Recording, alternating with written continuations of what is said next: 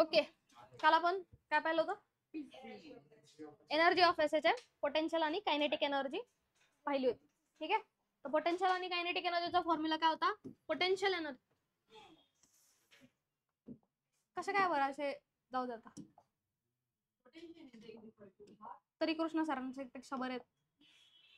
हा काय पोटेन्शियल एनर्जीचा फॉर्म्युला काय?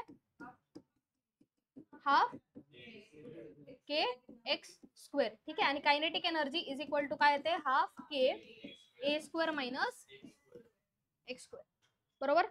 तर याच्या मॅक्सिमम व्हॅल्यूज पोटेन्शियल एनर्जीची आणि कायनेटिक एनर्जीची व्हॅल्यू मॅक्सिमम जी आहे ती काय येते? Half K A square. आणि कायनेटिक एनर्जी मॅक्सिमम ची सुद्धा व्हॅल्यू काय येते? Half K A square. आणि हीच इक्वल असते कोणाला? Total energy. समजलंय? ज्यावेळी पोटेन्शियल आणि कायनेटिक सारखी असते, पोटेन्शियल एनर्जी हीच इक्वल आहे कायनेटिक एनर्जीला, त्यावेळी जो डिस्प्लेसमेंट असते ते डिस्प्लेसमेंट किती असते? A by root 2 plus or minus A by root 2. समजलंय का? समजलंय का? नक्की समजलंय? नक्की. अजून काय होतं याच्यात? ग्राफिकल रिप्रेझेंटेशन होतं. तर कायनेटिक एनर्जीचा जो ग्राफ येतो तो कोणता आहे? जसा वेलोसिटीचा कॉस आहे तर कायनेटिकचा पण कॉसच येतो, पण कॉस स्क्वेअर येतो. ठीक आहे, तर काय येतो तो? हा कायनेटिकचा ग्राफ. ठीक आहे, यातच पोटेन्शियलचा काढायचा आहे. पोटेन्शियलचा काय येतो? Sine square. मग साइन स्क्वेअरचा ग्राफ कसा येतो? साइन वेव्हचा असा आहे ना, बरोबर. मग साइन स्क्वेअरचा कसा येईल? जे सगळे निगेटिव्ह आहेत तर सगळे पॉझिटिव्ह येतील. जाऊ दे. ठीक आहे, तर हा कोणाचा ग्राफ आला? कोणाचा ग्राफ आला? ईश्वरी, कोणाचा ग्राफ आला? Potential energy. ओके, कोणाचा ग्राफ? पोटेन्शियल एनर्जीचा ग्राफ आला. समजलंय का? समजलंय? त्या दोघांचा एकत्र ग्राफ जर काढायचा असेल तर कसा येतो? हा पोटेन्शियलचा, हा कायनेटिकचा. ठीक आहे, आणि इथे हे जे डिस्टन्स आहे ते डिस्टन्स काय येतं? ए बाय रूट 2. ठीक आहे, इथे पण ए बाय रूट 2, हे मायनस ए बाय रूट 2, हे प्लस ए बाय. समजलंय का? ठीक आहे, आता क्वेश्चन पाहायच्यावर. काय क्वेश्चन आहे? पहिला question, displacement between maximum potential energy position and maximum kinetic energy position for a particle executing simple harmonic motion is. म्हणजे मॅक्सिमम पोटेन्शियल एनर्जीचा जो पॉइंट आहे तो, आणि अजून काय? मॅक्सिमम कायनेटिक एनर्जीचा जो पॉइंट आहे तो, त्या दोघांमधलं डिस्टन्स किती असतं? मॅक्सिमम पोटेन्शियल कुठं असतं? मॅक्सिमम पोटेन्शियल कुठं असतं? मॅक्सिमम पोटेन्शियल एनर्जी कुठं असते? अँप्लिट्यूडला, एक्स्ट्रीम पोझिशनला. बरोबर, एक्स्ट्रीम पोझिशनला. आणि मॅक्सिमम कायनेटिक कुठं असते? मीन पोझिशनला. मग विचारलंय काय? मीन पोझिशन आणि एक्स्ट्रीम पोझिशनचा डिस्टन्स काय असतं? अँप्लिट्यूड एवढं असतं. बरोबर, ते प्लस ऑर मायनस हे असू शकतं, मायनस हे पण असू शकतं, प्लस हे पण असू शकतं. ठीक आहे, तर या तुमच्या जर सपोज ही मीन पोझिशन आहे आणि इकडून इकडे गेलात तर ही काय येते? एक्स्ट्रीम पोझिशन येते. आणि इकडून इकडे गेलात तर काय येते? ती ही पॉझिटिव्ह निगेटिव्ह एक्स्ट्रीम आली तर ही काय येते? Positive extreme. ठीक आहे, पोटेन्शियल मॅक्स कुठं असतं? आणि इकडे सुद्धा पोटेन्शियल एनर्जी मॅक्सिमम असते, इथे कायनेटिक एनर्जी मॅक्सिमम असते. तर आपल्याला क्वेश्चन काय की या कायनेटिक मॅक्सिमम पोटेन्शियल आणि मॅक्सिमम कायनेटिक एनर्जी मधलं जे डिस्टन्स आहे ते किती आहे? ठीक आहे, तर कायनेटिक एनर्जी मॅक्स येते, पोटेन्शियल एनर्जी मॅक्स येते. इथून इथपर्यंत डिस्टन्स काय आलं? मायनस ए. आणि इथून इथपर्यंत डिस्टन्स काय आलं? प्लस ए. म्हणजे इथून इथपर्यंत एकतर ते मायनस ए येऊ शकतं और प्लस ए येऊ शकतं, म्हणजे प्लस और मायनस ए. समजलंय का? ईशान, समजतंय का? मॅक्सिमम पोटेन्शियल मॅक्सिमम कायनेटिक कुठं असते हे लक्षात ठेवायचं. समजलंय का?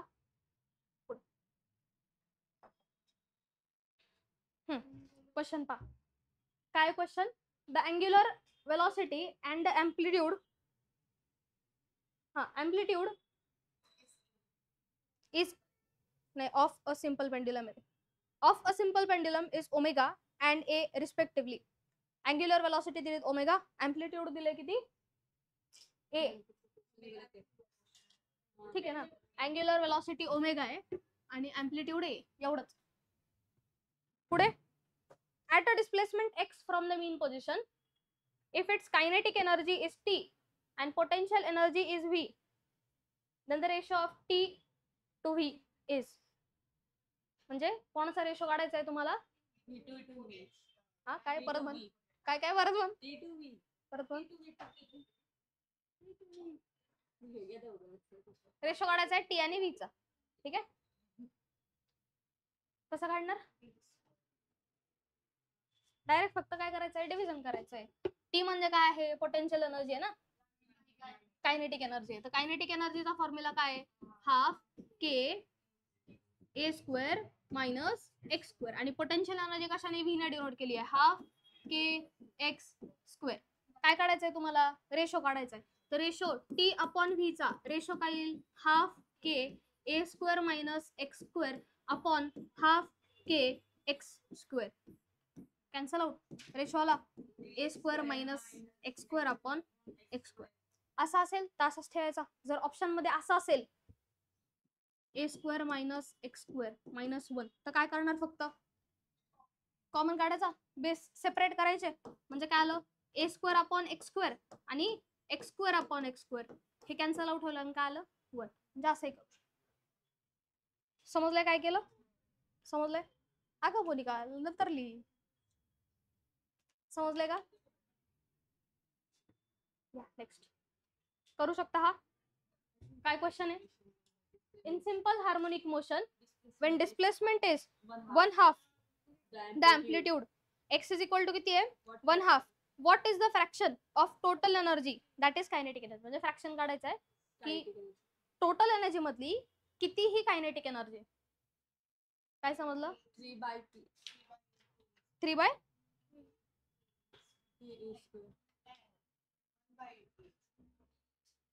हे पोटेन्शियल एनर्जीचा नाही विचारत मी, कायनेटिक एनर्जीचा विचार. कायनेटिक आणि टोटलचं विचारतोय. आपण जे काढलं काल ते काय कोणाचं होतं? पोटेन्शियल आणि कायनेटिकचं होतं ना. आता कोणाचं विचारलंय तुम्हाला? टोटल एनर्जी आणि kinetic एनर्जीचं.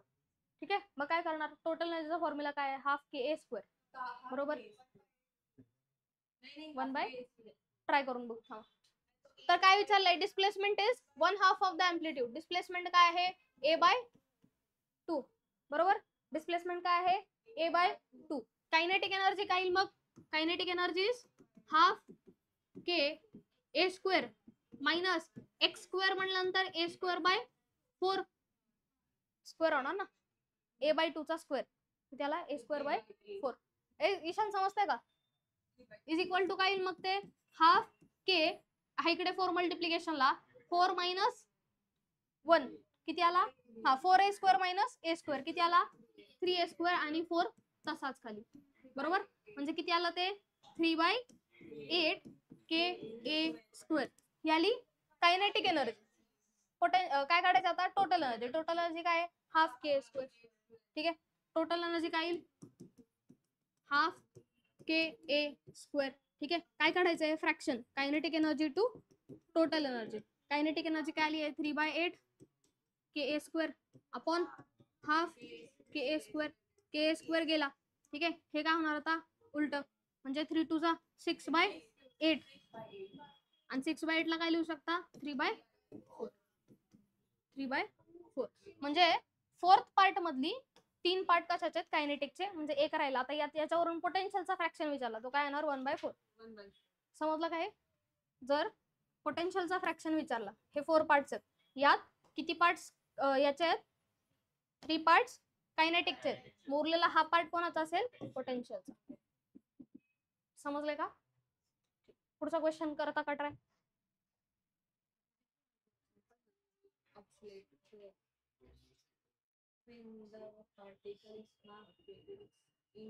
End point is halfway to its end point. Half potential energy काढायची ना a/2 ला. x ची व्हॅल्यू a/2 असेल. a/2 चा स्क्वेअर काय येणार? a/4. हा 1/8 के ए स्क्वेअर होणार. 1/8 के ए स्क्वेअर. डिव्हिजन नाही घ्यायचं आता, फक्त विचारलंय तुम्हाला काय? पोटेन्शियल विचारली आहे फक्त.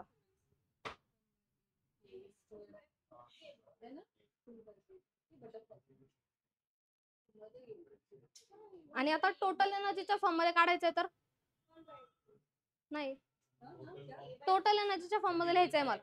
पहा आता पोटेन्शियल काय आली, पोटेन्शियल एनर्जी काय आली 1/8 KA².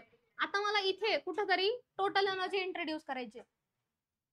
काय इंट्रोड्यूस करायचे, total energy. Total energy suppose मी ईने डिनोट केली तर काय होईल ते 1/2 तसाच घ्या, नाही 4 तसाच घ्या, 4 तसाच घ्या आणि ब्रॅकेट मध्ये काय राहील हाफ KA². आणि हाफ KA² म्हणजे काय EA म्हणजे 1/4 आणि इथे E म्हणजे पोटेन्शियल एनर्जी काय आली, पोटेन्शियल एनर्जी एनर्जी बाय 4 आली का. मगाच्या ह्याच्यात काय केलं होतं आपण, कायनेटिक एनर्जीचा फ्रॅक्शन काढला होता, किती आला होता 3/4 आणि आता याचा फ्रॅक्शन किती आला 1/4. 3/4 कुठं, हाफ वे पोझिशनला. ज्यावेळी पार्टिकल हा A/2 ला डिस्टन्सला असेल त्यावेळी त्याची 3/4 एनर्जी ही कायनेटिक असते आणि 1/4 एनर्जी ही पोटेन्शियल असते. समजलंय का नक्की. ठीक, पुढचा question.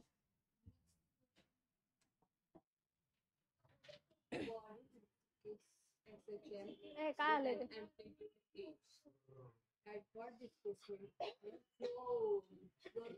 at what displacement from the mean position येते, from the mean position is the potential energy of body 1/4 of its. अरे आत्ताच झालं ना, आत्ताच झालं. फ्रॉम थांबा, हा आर्यनचा काय याचा आन्सर सांग, आत्ताच झालंय question.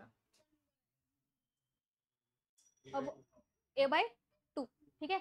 Body executes simple harmonic motion with amplitude A. At what displacement from the mean position is the potential energy 1/4 of the total energy.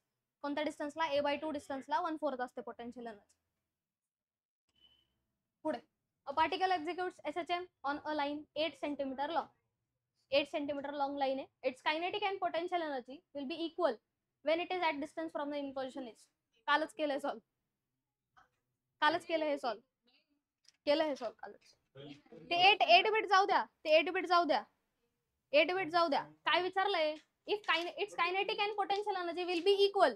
Kinetic आणि पोटेन्शियल इक्वल कोणत्या पॉइंटला असते, काल सांगितलं A/√2 ला. ठीक आहे.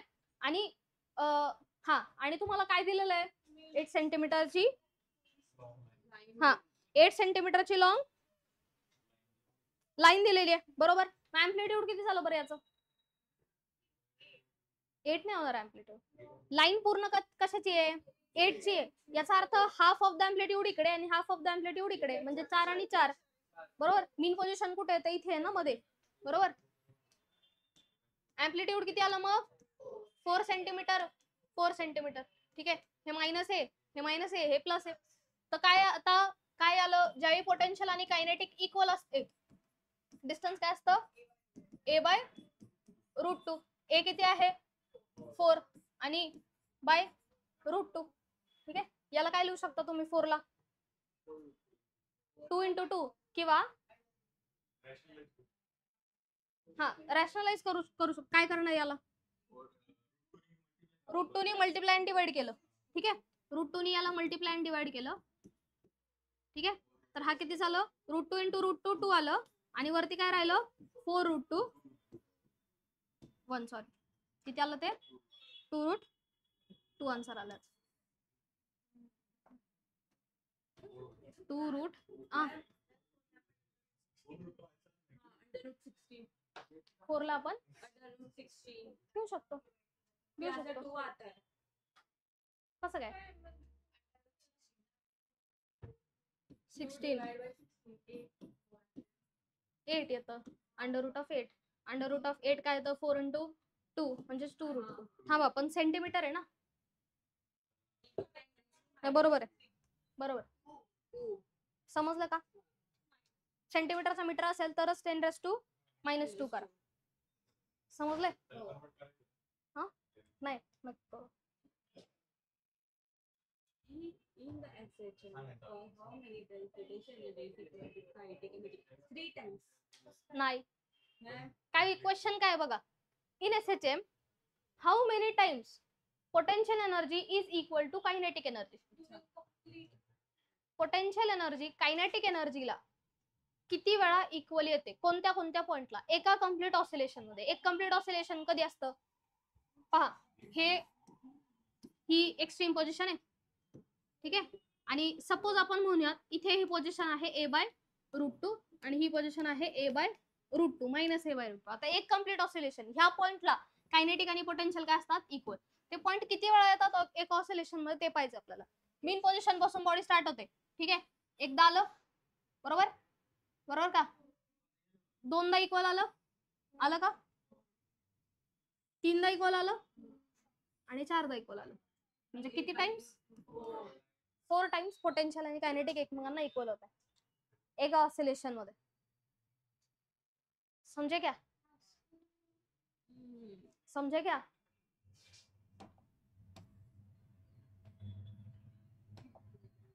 याच्यात एक ऑसिलेशन मध्ये पहा, एक ऑसिलेशन कुठून कुठपर्यंत आहे 1 2 इथपर्यंत आहे. इथपर्यंत पहा पोटेन्शियल आणि कायनेटिक किती वेळा इक्वल येते 1 2 3 4. आली का 4 वेळा इक्वल. समजलं का. एका ऑसिलेशन मध्ये एक ऑसिलेशन म्हणजे एक क्रेस्ट अँड ट्रफ पाहिजे. आता ह्याच्यात ट्रफ नाहीये, याच्यात दोन्ही क्रेस्टच असतील, ठीक आहे. समजलंय का नक्की. पुढचा क्वेश्चन सोडवा.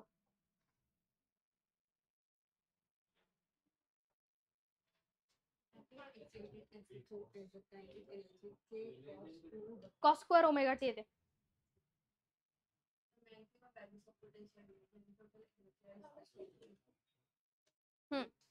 कायनेटिक एनर्जी जी आहे दिलेली आहे काय के कॉस स्क्वेअर ओमेगा टी ही दिलेली कायनेटिक एनर्जी. आणि सांगितलंय काय की के नॉट सांगितलंय हे तुम्हाला के जो आहे तो आहे मॅक्सिमम कायनेटिक एनर्जी. करू शकता ट्राय. काय विचारलं तुम्हाला maximum values of potential energy and total energy are respectively.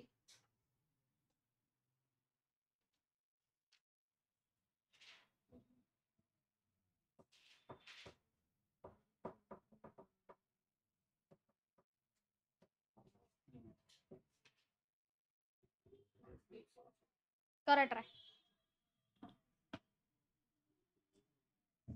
Potential आणि कायनेटिक शोधायचं आहे तुम्हाला.